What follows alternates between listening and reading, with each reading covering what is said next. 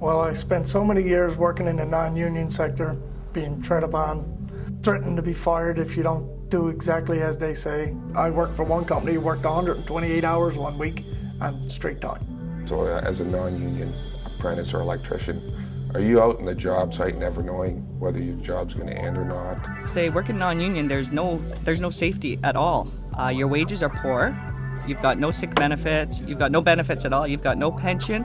I would ask you to join the IBEW for the good of your life. In the non-union jobs, you don't have that safety net that you have somebody watching for you, taking care of you. You know that they're watching out for you.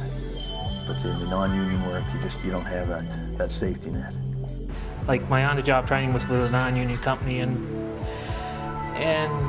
I was a first-year apprentice. They were leaving me at jobs alone, and it was quite a mess working for a non-union company and dealing with the employer. I mean, the biggest thing I like about the union is you have a say in everything.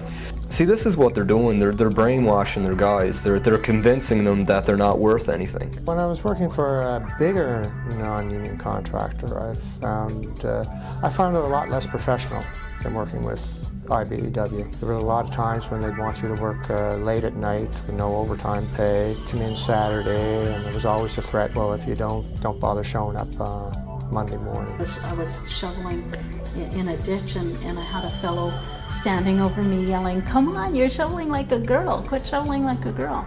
And those are the things that made me join the union. I don't think there's any question about safety and unionism. If it wasn't for the unions pushing the safety issues, I don't think there'd be any out there.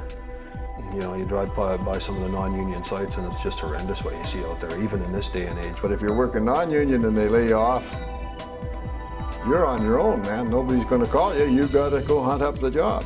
Didn't really like condescending attitude of a couple of companies that I'd worked for. And I found that a lot of the non-union jobs, bosses, supervisors can be quite capricious. Any given moment they could pull the pin. And where I know most guys will go home, they're scratching the noodle and they can't figure out how something's working. That's the next day's thing. Don't take the stress home. I worked for quite some time as an apprentice in the non-union sector, yeah. The pay was a lot less and they'd expect you to do some things. It was just like, holy smokes. A lot of their opinions are kind of misguided. And I would say really get informed before you make a full decision. And so here we were at 3 o'clock in the morning. We had to get there before rush hour. We'd be sitting on milk crates in the back of a van and driving down the QEW. But you really don't have a choice when you're working the non-union. That's expected of you.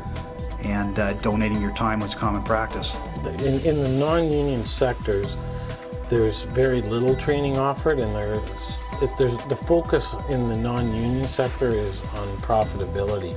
It's not necessarily on having the better electrician that has the better skill set. Quality of workmanship, quality of training, and quality of performance. That's our main thing. When you're working for a non-union contractor, there is no benefits, there's no pension, because you're only going to live so long anyway. You got to smell the roses a little bit. It stabilizes you. Yeah, yes. I would definitely encourage them to consider joining a union and looking into it, because there's so much more to offer in a union environment versus a non-union environment. There's so much more that you can get out of it that you'd be crazy not to look into it. I don't have to fight my own battles. I've got somebody else doing it for me.